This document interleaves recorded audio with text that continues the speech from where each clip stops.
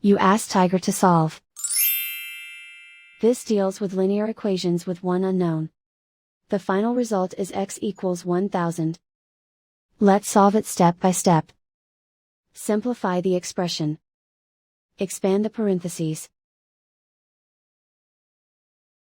Simplify the arithmetic.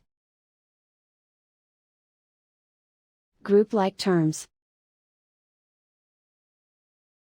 Multiply the coefficients. Group like terms. Combine like terms. Group all constants on the right side of the equation.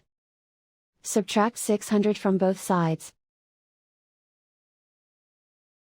Simplify the arithmetic.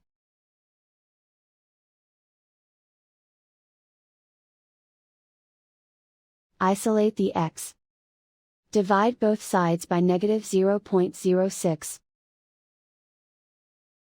Cancel out the negatives. Simplify the arithmetic. Cancel out the negatives. Simplify the arithmetic. And so the final result is x equals 1000.